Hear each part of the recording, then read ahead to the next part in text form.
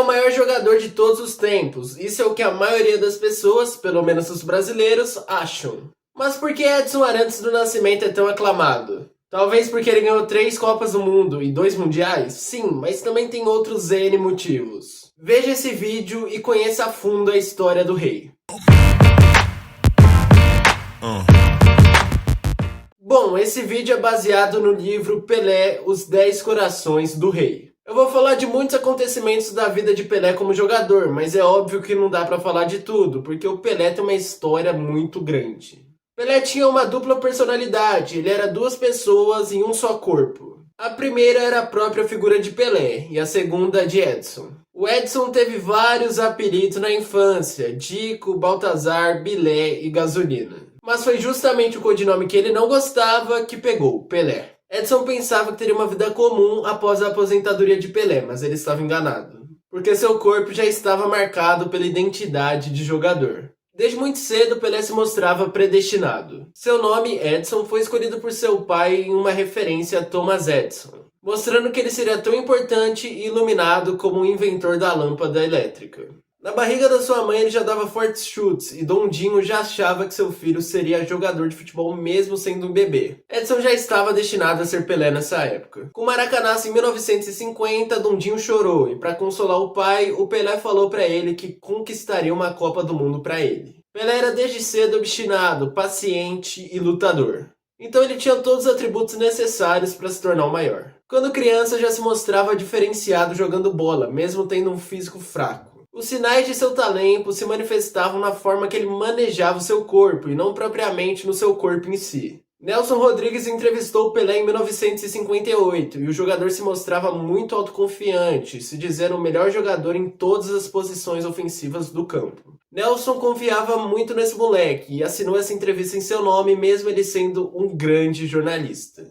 Pelé já gostava de arriscar quando jovem, ele tentava jogadas novas e impossíveis. Fora do campo, ele era bom em atividades manuais e ganhou dinheiro com isso. Ele agarrava as coisas que fazia com grande entusiasmo. Pelé era corintiano na infância e tinha como ídolo o jogador Baltazar. Coincidentemente, ele substituiu o ídolo na seleção brasileira que jogou nas Copas de 50 e 54. Pelé, no início da sua vida, trabalhava em empregos simples e roubava amendoins para comprar o uniforme no time que ele jogava, o 7 de setembro. Esse time era muito famoso e ficou conhecido em Bauru. Mas a equipe não tinha sequer uma bola, era caro na época, então eles tiveram que vender 2 jogadores para consegui-la. Pelé também tinha um sonho de ser aviador, mas presenciou um acidente que culminou na morte de um piloto. Com isso ele se traumatizou e desistiu dessa vida, mostrando mais uma vez que ele estava predestinado a jogar bola. Ele era muito acima dos seus amigos, por isso sempre nas peladas o seu time ficava em desvantagem numérica para deixar o jogo mais equilibrado. Mas mesmo assim seu time sempre ganhava. Seu irmão Zoca reconhecia seu papel de coadjuvante nessa partida entre amigos. Pelé também estava predestinado a ser jogador do Santos, pois vários outros clubes tiveram a chance de contratar o menino, mas não conseguiram. O Santos ofereceu o garoto ao Vasco.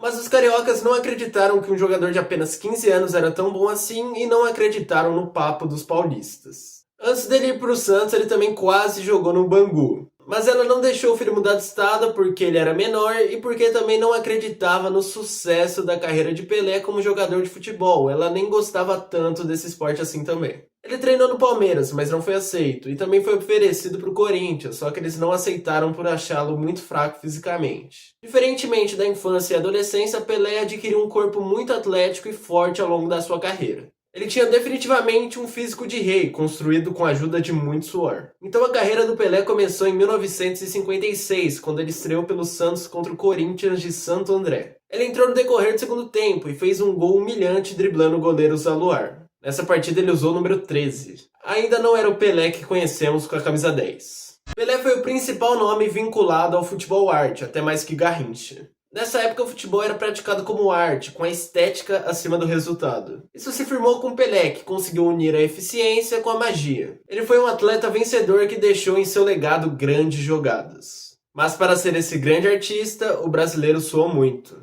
O brasileiro demonstrou essa arte em diversos lances. como na final do Mundial de 1962 entre Benfica e Santos. O Rei se sobressaiu numa época do futebol científico praticado principalmente pelos soviéticos. Os brasileiros eram vistos como talentosos, mas indisciplinados e boêmios. Pelé mudou drasticamente essa visão preconceituosa dos europeus, mas que não deixava de ser a dura realidade. Essa indisciplina era vista como um tabu que impedia a chance de qualquer sucesso da seleção brasileira. A falta de autocontrole nos jogadores também estava presente. Na visão europeia, tínhamos ótimos jogadores, mas péssimos atletas. Então eis que chega a Copa de 58 e Pelé é convocado. A convocação de Pelé foi contestada e a ausência de Zizinho e Canhoteiro chamou a atenção. Jogadores consolidados não foram convocados, mas o moleque de 17 anos foi. Garrincha quase foi barrado da seleção, mas o amigo Newton Santos deu uma forcinha e ele conseguiu se manter por lá. E a gente sabe no que resultou essa parceria entre Garrincha e Pelé na seleção, né? Era muito improvável um garoto de 17 anos com costumes infantis ser o craque da competição, mas isso aconteceu. A imprensa sueca se apaixonou por sua jovialidade e ele foi retratado pelas revistas antes de seu boom. O Brasil venceu a Áustria por 3-0 e a estrela do time era Mazzola, já Garrincha e Pelé eram reservas. Tudo bem que o Pelé estava se recuperando de uma lesão, mas ele era reserva. Na segunda partida a parada era mais dura, contra a Inglaterra. Eles tinham uma ótima organização e também métodos científicos. Os ingleses tinham características inovadoras para a época e conseguiram empatar com o Brasil em 0-0. O jogo apontou para as deficiências ofensivas do Brasil e a imprensa disse que o Brasil jogou defensivamente, cometendo um grave erro que já tinha sido cometido na Copa de 54. A pressão era grande contra a União Soviética, o Brasil precisava ganhar e jogar bonito. Essa pressão era externa e interna, vindo de próprios jogadores da equipe. Por esse motivo, o Feola mudou a equipe e colocou Pelé, Garrincha e Zito. Além de serem conhecidos pelos métodos científicos, os soviéticos eram os atuais campeões olímpicos e contavam com o Muro Yashin no gol. O técnico soviético Kachalin criticava a falta de preparo físico dos brasileiros. Como já foi falado, Pelé estava se recuperando de uma lesão e jogou mesmo com dores. Não foi tão bem, mas mesmo assim a seleção brasileira ganhou de 2-0 com o brilho de Garrincha, com a arte vencendo a ciência. Apesar desse não ter sido o jogo de afirmação do Rei, foi o jogo de afirmação da seleção brasileira. Até o povo foi surpreendido com essa brilhante atuação. Nas quartas, o Brasil enfrentava a zebra País de Gales, que não tinha nada a perder. Mas acabou perdendo por 1-0 contra o Brasil com um golaço de Pelé, que teve o seu jogo de afirmação. Mas a partida não foi nada fácil, mesmo com o adversário contando com costumes amadores. Nas semis, o Brasil pegou a França de Jans Fontaine e Raymond de Copa. Mas ela não foi párrea para Pelé, que marcou 3 gols, e a seleção brasileira, que ganhou por 5-2. A cada jogo que passava, surgia a suspeita que o mundo estava presenciando o nascimento de um craque perfeito. Na final, o Brasil era favorito contra a Suécia, mas começou perdendo e resgatou lembranças nada agradáveis de 50. Mas deu a volta por cima e ganhou por 5-2 com 2 gols do menino prodígio. Os europeus científicos apreciaram a arte brasileira, protagonizada por um menino de apenas 17 anos, que foi definitivamente conhecido pelo mundo nessa época. A seleção brasileira estava com um desempenho muito acima de outras seleções e contava com jogadores advindos de outros planetas. E esse sucesso se deu muito à figura de Valdemar de Brito. Foi ele quem descobriu o moleque e ajudou ele a jogar de cabeça erguida, mantendo sua atenção não só para o que ele estava fazendo em uma jogada, e sim para o que os outros estavam fazendo nessa jogada. Ele levou todos esses ensinamentos ao pé da letra, mostrando sua obstinação desde muito cedo. O Rei sempre foi muito autoconfiante, mesmo quando ele era criança e tinha um físico muito fraco ainda. E essa autoconfiança se mantinha mesmo em situações adversas. Pelé, com 17 anos, já marcava 4 gols contra o América do Rio de Janeiro. Um deles foi feito na base de individualidade e de forma sádica, por fazer dribles desnecessários, mas mesmo assim ele fez o gol. Tudo isso foi feito com uma alta dose de autoconfiança. Nelson Rodrigues foi o principal narrador da vida de Pelé como jogador. O craque sempre buscou o caminho mais difícil para se fortificar, e Nelson retratou bem isso. Passados 4 anos, a Copa de 62 aconteceu mesmo após um terremoto. Feola foi substituído por Aimoré Moreira por um problema de saúde. Mesmo assim, o Brasil estava muito bem e contava com Pelé, que estava sob os holofotes e todo mundo tinha expectativa para ver ele jogando, mas acabou se lesionando. Amarildo substituiu o camisa 10 no jogo contra a Espanha, o último jogo da fase de grupos e o mais difícil para o Brasil na Copa. Eles contavam com Puskás e abriram o marcador, mas Amarildo fez 2 gols e o Brasil venceu, garantindo assim a classificação para as quartas de final. Amarildo estava desanimado antes da Copa e pensou na aposentadoria, mas abortou essa ideia. O Brasil se tornou bicampeão mundial e mesmo com a Copa do Mundo em mãos, o Pelé não estava nada feliz e não escondeu isso na sua volta ao país. Em 66, a desilusão voltaria a se repetir. A seleção da Inglaterra de 1966 era muito boa e acabaria se tornando a campeã. Já o Brasil teve o pior desempenho na sua história em Copas. Pelé estava lesionado no segundo jogo e jogou baqueado no terceiro. Mas isso não era desculpa, pois tínhamos jogadores para formar 4 seleções diferentes e mesmo assim ser campeão mundial. Parecia o fim do reinado de Pelé em um momento que sua autoconfiança estava baixa. A expectativa era muito grande em cima de Pelé. Foram criados e listados vários defeitos para ele. Como se ele fosse um jogador meia boca, e ainda tinha algumas pessoas que falavam que ele valorizava suas lesões para ter uma desculpa para ele se aposentar precocemente. Supostamente ele estava sem motivação, por já ter conquistado tudo o que era possível. O Brasil era o favorito para ser campeão em 66, mas havia muito interesse em jogo, de federações, de clubes, de dirigentes. Todos queriam representantes na seleção brasileira. Avelange já estava iniciando sua campanha para a presidência da FIFA e não queria desagradar ninguém. Pelé também não parecia bem psicologicamente. 45 jogadores foram convocados em uma primeira lista. Mas asfixiada pela vaidade e disputas internas, a seleção brasileira não conseguiu se preparar de forma adequada. Haviam jogadores em péssimas condições físicas que não recuperaram a forma. A qualidade de jogadores era tão boa que qualquer um podia ser cortado, né? Menos o Pelé, óbvio, né? Então isso acabou criando um clima de desconfiança. O Brasil ganhou na estreia contra a Bulgária, com gols de Pelé e Garrincha. Jairzinho era bom demais para ser banco do anjo das pernas tortas. Por isso foi improvisado na ponta esquerda. Um grande erro de Feola. E esse acabou sendo o último jogo que Pelé e Garrincha atuaram juntos. Pelé se lesionou nessa partida e não jogou contra a Hungria. Com isso, o Brasil perdeu por 3-1 e também sua invencibilidade de 13 jogos na Copa. O Brasil contou com a presença de Pelé contra Portugal, mas a presença dele por si só não foi suficiente e a gente perdeu por 3-1 e foi eliminado. Os Tugas eram treinados por um brasileiro, Otto Glória, e ele prometeu facilitar contra sua própria pátria, mas de nada adiantou. Pelé já estava com muitas dores e, para complicar ainda mais, ele foi caçado em campo, então ele acabou tendo que ser substituído no início do segundo tempo. O país do futebol acabou em 11º lugar, atrás mesmo até da Coreia do Norte. O esporte mais famoso do mundo tinha se tornado duro e violento. O futebol arte era muito bonito, mas se mostrava ineficaz. Pelé, com esse vexame, passou a ser visto como um jogador ultrapassado. O futebol estava sendo jogado de uma maneira bruta e impiedosa, e Pelé era vulnerável diante desse contexto.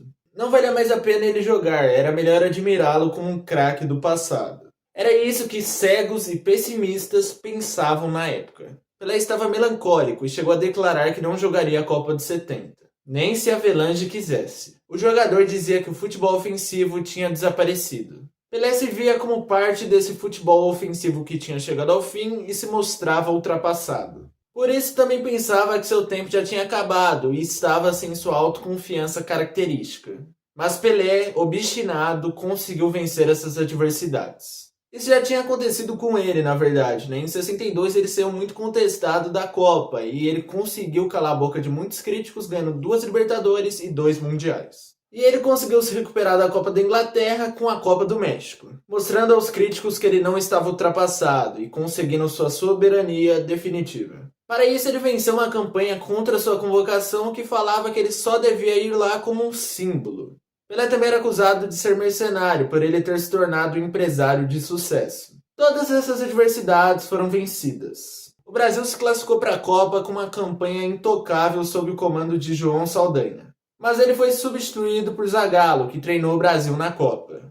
Saldanha tinha um time de feras e foi o criador da dupla Pelé e Tostão. Mas ele também queria boicotar o Pelé com a desculpa que ele tinha uma miopia altíssima, que obviamente não era verdade. Depois de sua saída, os cargos da equipe foram dominados por militares. Zagallo se aproveitou da base do trabalho de Saldanha e ganhou o tricampeonato. Mas para alcançar essa glória, existiram momentos adversos. Em um amistoso contra a Bulgária, Pelé foi reserva e número 13. O Morumbi todo vaiou Zagallo por conta disso. Mesmo com a ótima campanha nas eliminatórias, a seleção brasileira estava indo jogar a Copa com certo descrédito. Era falado que o Brasil jogava um futebol lento e que o Pelé estava fazendo hora extra no time. Zagallo montou um time para jogar pelas pontas e cruzar rapidamente para a área. E isso funcionava bastante. Os cruzamentos não eram feitos de qualquer jeito. Os pontas olhavam o posicionamento dos pontas e marcadores e cruzavam com base nisso. O principal alvo era sempre Pelé. A Copa contava com a presença de muitas estrelas, mas muitos achavam que ela ficaria marcada pela violência e também pelo futebol defensivo. No primeiro jogo, contra a Tchecoslováquia, o Brasil ganhou por 4-1 com um gol de Pelé. Ele inclusive foi caçado em campo pelo zagueiro Migas, mas ficou bem. No segundo jogo, a seleção brasileira confirmou seu renascimento e ganhou por 1-0. O jogo foi contra os fortes ingleses e a partida ficou marcada pela ótima defesa de Gordon Banks, talvez a maior da história. E quem foi que cabeceou a bola? Ele mesmo, Pelé. Os cronistas finalmente diziam que Pelé havia voltado à sua melhor forma. Edson queria que o Pelé e a seleção brasileira fossem campeões, para o mito descansar e ele poder reassumir o comando. Mas isso não passava de uma ilusão. O Brasil venceu na terceira rodada a Romênia por 3-2 e nas quartas venceu o Peru por 4-2. Já nas semis enfrentaria o Uruguai, conhecida por seu futebol duro e europeu. Eles jogaram forte, bateram muito e colocaram Pelé em dificuldades. Querendo ou não, o fantasma de 50 ainda pairava sobre esse confronto. E a Celeste começou marcando, com falhas de Brito e Félix no mesmo lance. Mas no final deu tudo certo e o Brasil venceu no segundo tempo com resultado de 3-1. Nesse jogo houve outro lance histórico, quando Pelé driblou o grande goleiro Mazurkiewicz mesmo sem tocar na bola. Mas infelizmente acabou errando o chute. Pelé espantava o fantasma de 50 de forma definitiva e se consolidava como rei do futebol. Na final, o Brasil pegou a Itália. Quem ganhasse se tornaria o primeiro tricampeão mundial. Pelé fez o primeiro gol e os italianos empataram com uma falha de Clodoaldo. Mas a seleção virou para 4-1 com um gol histórico de Carlos Alberto Torres, que contou com a assistência de Pelé. E o nosso país também se consolidava como o país do futebol. Pelé conseguiu lidar bem melhor com a violência dos zagueiros em 1970 e não se machucou.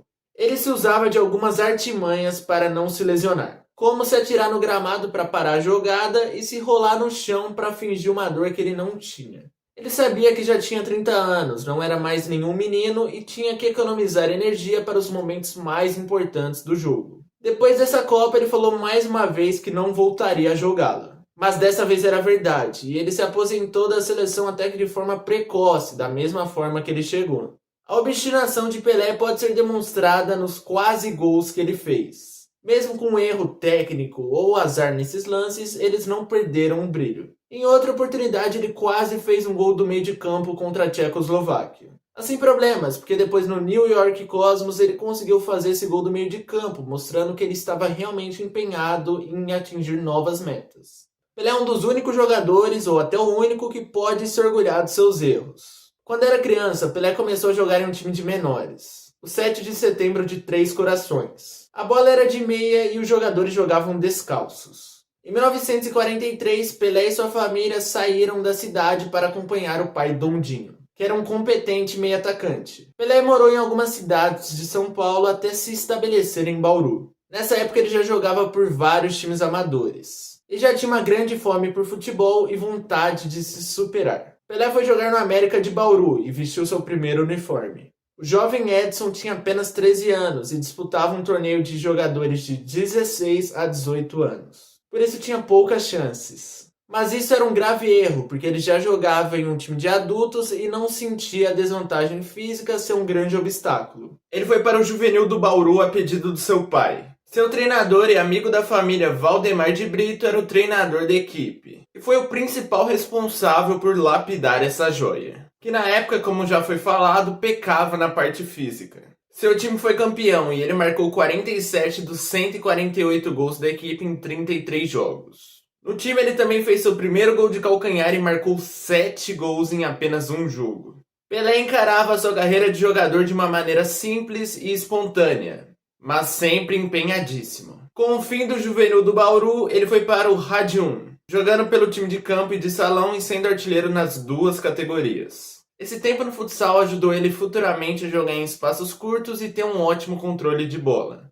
Pelé foi para o Noroeste, mas não chegou a jogar uma partida oficial. Ele foi para lá por influência do seu pai, que era auxiliar técnico da equipe. Mas eis então que Valdemar de Brito lhe deu a oportunidade de ir para o Santos. Dondinho não queria isso, mas Pelé o convenceu. E foi recusada uma proposta irrecusável financeiramente do Noroeste. Chegando no Santos com deficiências físicas, ele deu o máximo para se encaixar no time. Da noite pro dia ele começou a treinar com grandes estrelas do futebol brasileiro e mundial. Ficou pouco tempo no juvenis e foi para o profissional, na época ele ainda era meia.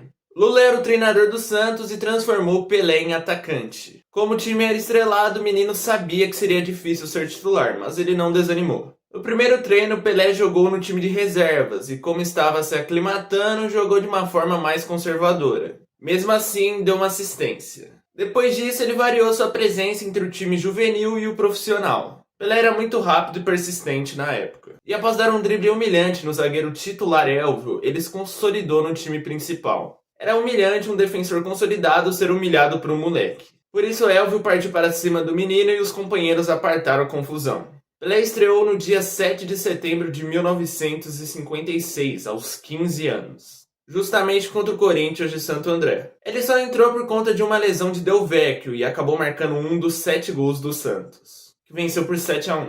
Pouco tempo depois ele se tornou titular graças à perna quebrada de Vasconcelos que arruinou sua carreira. Del Vecchio ainda foi vendido para o Verona da Itália e Pelé se tornou um titular incontestável. Em 1957 o Santos buscava o tri do Paulistão, mas o São Paulo ganhou o título. Entretanto, Pelé fez 32 gols e foi o vice-artilheiro da competição, e graças a esse desempenho brutal ele foi para a Copa. E também com essa temporada mágica ele nunca mais tiraria o sangue santista das veias. Para Nelson Rodrigues, Pelé deveria ser convocado para a Copa de 58 por sua familiaridade com a bola e seu talento. Por isso ele achava que o menino não pipocaria na seleção e acabaria com a síndrome de vira-lata. Os outros tremeriam diante de nós. O sucesso de Pelé na Suécia trouxe a ele fama e prestígio, mas também muitos aborrecimentos que, para serem lidados, necessitaram de um sangue forte para solucionar esses problemas. Ele era avisado pelos adversários e sempre era o grande alvo. Um desses aborrecimentos aconteceu numa excursão ao México em 1961 a serviço do Santos, especificamente contra os eletristas de Necaxa. Inclusive o Santos perdeu esse jogo. Pelé em uma bola aérea virou sanduíche e desmaiou. Ele começou a sentir dores persistentes e mesmo assim jogou muitas partidas no sacrifício. Mas foi obrigado a desfalcar a seleção em vários jogos de 1961. Ele também foi expulso no Campeonato Sul-Americano de Seleções Militares, entre Brasil e Argentina. O jogador estava sendo caçado em campo e de cabeça quente ele revidou com pontapé. O jovem estava esgotado mentalmente e fisicamente por uma série esgotante de amistosos na Europa. O Santos precisava de dinheiro para resistir às ofertas estrangeiras por Pelé. Para isso ele era tratado como uma máquina, jogando até 22 partidas em um único mês. Falando em dores e cansaço físico, o pai de Pelé foi muito influente na sua carreira. Por ter sido jogador, Dondinho conhecia as dores de atleta. Inclusive sofreu muito com lesões que arruinaram sua trajetória no Atlético Mineiro. Esse abatimento nunca contaminou o filho. Ele tinha uma grande semelhança física com o pai e ele era uma grande inspiração para o jogador. Mas as frustrações de Dondinho nunca o afetaram. O próprio Dondinho servia de antiparo por ter sofrido muito com lesões. Zoca, o irmão de Pelé, também foi um jogador de futebol, mas ficou na sombra de Pelé e carregou esse título de irmão do rei. Com isso, ele abandonou precocemente a carreira. Edinho, o filho de Pelé, foi goleiro e até jogou pelo Santos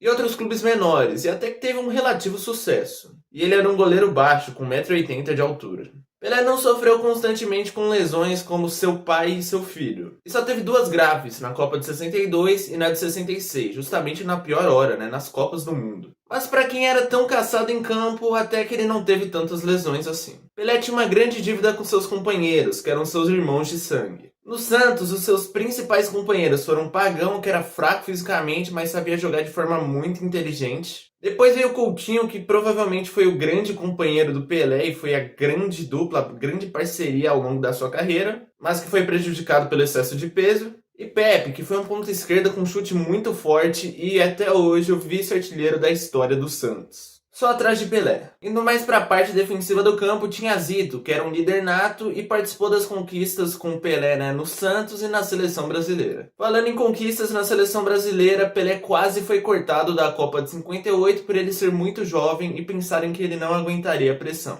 Além disso, ele havia se lesionado em um amistoso tenso contra o Corinthians a serviço da seleção. Quando ele desembarcou na Itália para jogar amistosos preparatórios para a Copa, ele tinha dúvidas se iria realmente jogar a competição. Pelé inclusive não jogou esses amistosos. Ele até fingia estar 100%, mas ele não conseguia nem pisar firme no chão, então não adiantava muito. O médico Wilton Gosling transformou o hotel em um ambulatório diante de 3 jogadores lesionados. Eles eram Pelé, Pepe e Dida.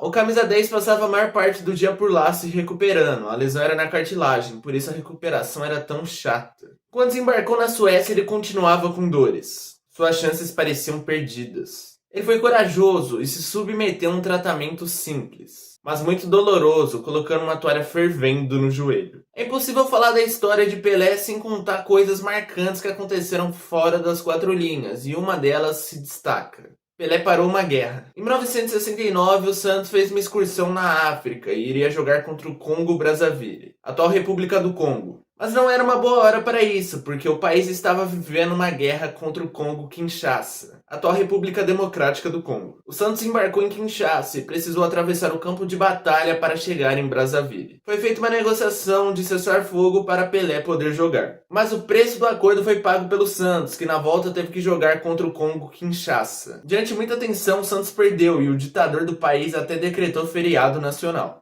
Relacionando ainda mais Pelé com política, é possível falar que Pelé não foi um apoiador da ditadura militar. Isso fica claro analisando sua recusa em voltar a jogar pelo Brasil em 2 situações. A primeira em 72, na Mini-Copa, uma nova competição. Médici queria obrigar o Pelé a jogar, mas ele não cedeu. Em 1974, Geisel tentou forçar ele a jogar a Copa do Mundo, mas não adiantou nada. Mesmo assim, existe a narrativa que ele apoiava o regime. Muito porque os ditadores usavam a figura de Pelé e se aproveitavam dele, Mas o Pelé também não tinha tanta opção, Era muita pressão externa. Pelé se despediu da seleção em 71, mas Médici entrou na justiça para tentar forçar ele a jogar a Copa de 74, porém acabou sendo derrotado. Mesmo assim, Pelé fazia um claro pedido aos militares, que era ajudar os jogadores a ter mais direitos. Mas ele não foi atendido. O jogador rejeitou o pedido dos militares de voltar a jogar pela seleção por não compactuar com o regime militar, que praticava tortura com opositores. Todos queriam forçar Pelé a jogar o máximo possível, tanto os dirigentes de futebol quanto os militares. E voltando a falar daquela rotina extenuante de jogos, a conta chegou para o Pelé na Copa de 62.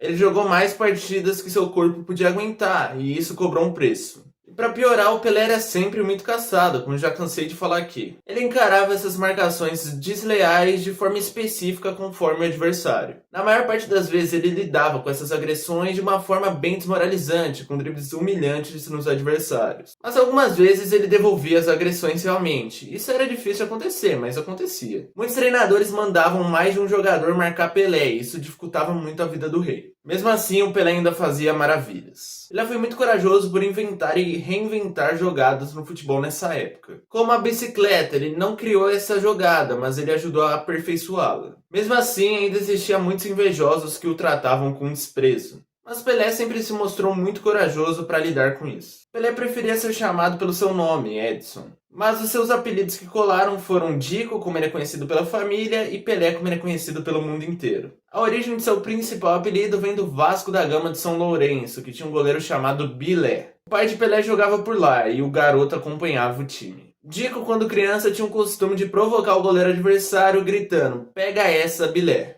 Depois ele mesmo trocou o B por P e começou a chamar de Pilé. Com o tempo o I virou E e ele virou Pelé. Outra coisa marcante na carreira de Pelé foi a camisa 10. A camisa 10 de Pelé sempre esteve ligado a ele de uma maneira mística, herdando esse número do Vasconcelos no Santos. Na seleção, esse número veio ao acaso. A CBD enviou a lista de convocados sem indicar a numeração dos jogadores para a Copa de 58. Um funcionário da FIFA percebeu o erro e, ao invés de comunicar à confederação, ele agiu por conta própria. E ele escolheu os números. Não se sabe se ele utilizou algum critério, mas o fato é que o Pelé ficou com a 10. A comemoração clássica do Pelé com um soco no ar inicialmente não foi feita com uma felicidade, e sim como um revide às ofensas racistas que ele estava sofrendo em um jogo em 1959. contra o Juventus quando ele tinha 18 anos. Esse gesto foi repetido na final de 70, agora sim na forma de felicidade. Difícil não é fazer 1000 gols como Pelé, difícil é fazer um gol como Pelé. Carlos Drummond de Andrade que falou isso. Pelé marcou seu 1000º gol no dia 19 de novembro de 1969 contra o Vasco no Maracanã. 20 dias após o Médici assumir o poder, o Pelé dava um alento ao povo. A vítima foi o goleiro argentino Andrada, que ficaria marcado pelo resto da vida por ter levado esse gol. Todos pararam para ver esse tento. O goleiro ainda tocou na bola, mas não foi o suficiente para impedir o gol. Surgiu uma polêmica sobre a veracidade desse ser realmente o seu 1000º gol, pois existiam contagens diferentes que falavam que ele já tinha batido essa marca. Mas o gol do Vasco ficou marcado e é tido como seu 1000º gol de forma definitiva. Também era falado que Pelé não estava dando seu 100% numa excursão no Nordeste para bater essa marca dos 1000 gols em um grande palco, Maracanã. Realmente Pelé fez gols de todos os tipos e muitos marcantes. O seu 1000º gol foi feito em sua partida de número 900. E ele também conseguiu marcar o gol de número 6000 da história do Santos. E você sabia que o Pelé atuou como goleiro? Foi em 3 partidas, mas ele jogou de goleiro. No total foram 43 minutos protegendo a meta e ele não levou gol, lembrando que na época não tinha substituição, então muitas improvisações aconteciam.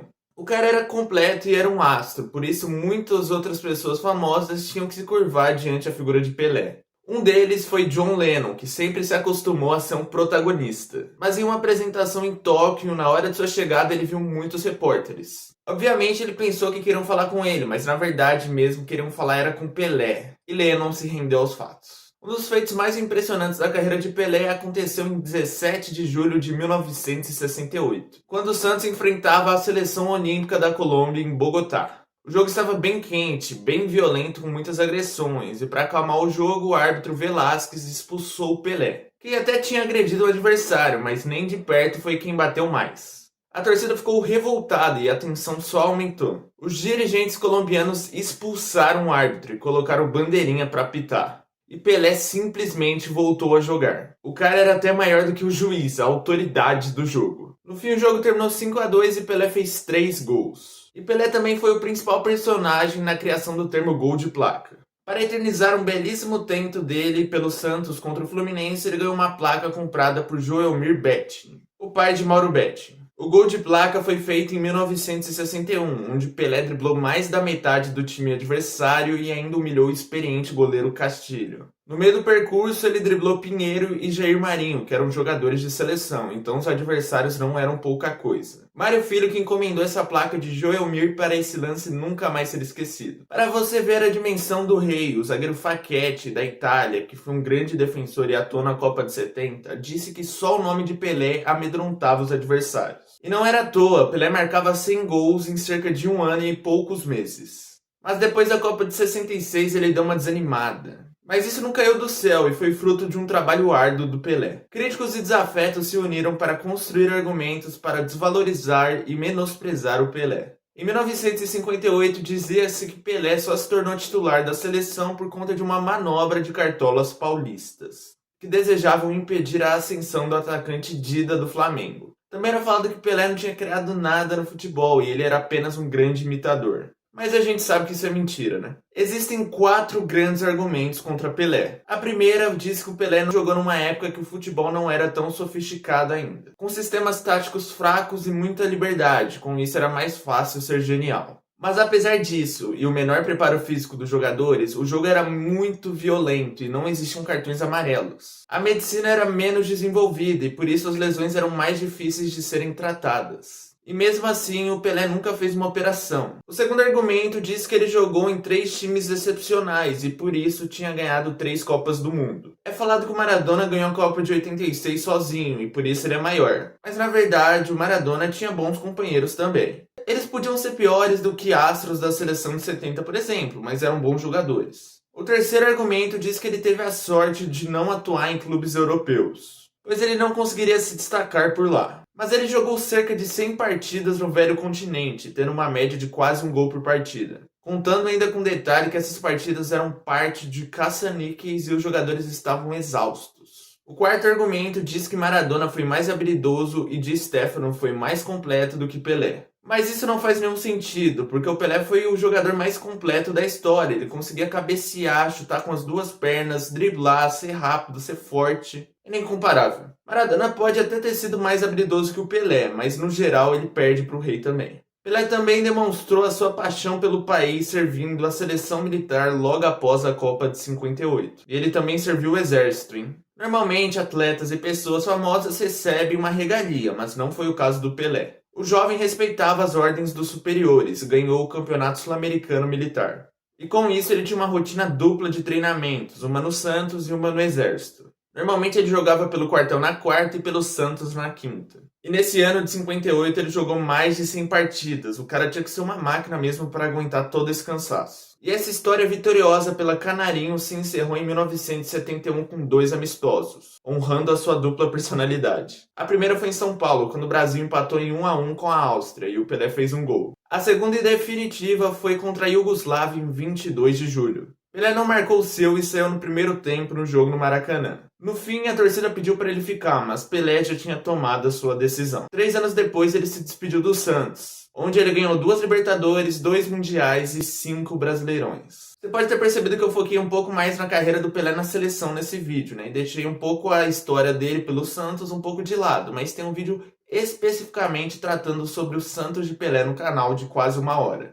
Então depois desse vídeo eu recomendo você assistir ele também. Enfim, no dia 2 de outubro de 1974, Pelé jogou seu último jogo pelo Santos contra a Ponte Preta na Vila Belmiro. E o Santos ganhou por 2-0. Pelé estava com 34 anos e assim como a torcida da seleção brasileira, a torcida do Santos pediu para ele ficar, mas não adiantou muita coisa. Um ano depois da saída do Santos, ele foi para o New York Cosmos. Ele aceitou a proposta por conta de sua paixão pelo futebol e, é óbvio, muita grana. Jogou 3 anos por lá. Em 1977, se despediu oficialmente do futebol profissional. Lá nos Estados Unidos, ele também jogou com ótimos jogadores, como Carlos Alberto Torres e Beckenbauer. E ele foi uma tentativa frustrada de popularizar o futebol nos Estados Unidos, até que popularizou um pouco, mas não tanto quanto era imaginado. O jogo de despedida definitivo de Pelé foi em Nova Jersey, entre New York Cosmos e Santos. Ele jogou um tempo por cada time e marcou um gol pelo New York Cosmos, marcando justamente o último gol da sua carreira contra o Santos. E o Cosmos venceu por 2-1.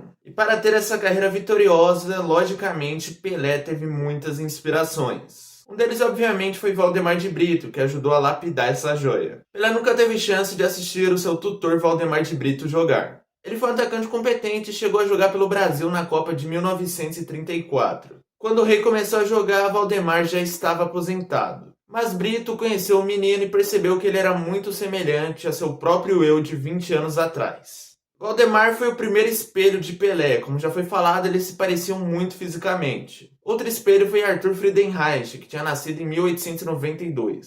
Ele foi o primeiro super craque brasileiro e Pelé não conseguiu assistir ele jogar. Mas obviamente era uma inspiração por toda a sua história. Mas realmente a grande inspiração de Pelé como jogador foi Zizinho. Ele foi um meia que jogou no futebol carioca nos anos 40 e 50 e era tratado como o jogador mais completo da época. No Flamengo ele era tão respeitado que era chamado de senhor simplesmente por Leônidas da Silva e Domingos da Guia. Ele não era pouca coisa não. A malícia de Pelé pode ter vindo de Jair da Rosa Pinto. Ele nasceu em 1921 e jogou a Copa de 50. Seu biotipo parecia não ser apropriado para jogar bola, por ser fraco e baixo. Mas ele superou essas adversidades jogando com inteligência, como já foi falado anteriormente. E Pelé se inspirou nesse estilo de jogo também por ter as mesmas deficiências físicas no início da sua carreira. Coutinho talvez não foi uma grande inspiração para Pelé por ser mais jovem que ele, e Pelé já ser um cara consolidado na época. Mas realmente os dois completavam e jogavam muito, então não dá para excluir o nome dele aqui. Pelé reunia a qualidade de diferentes jogadores em um só corpo.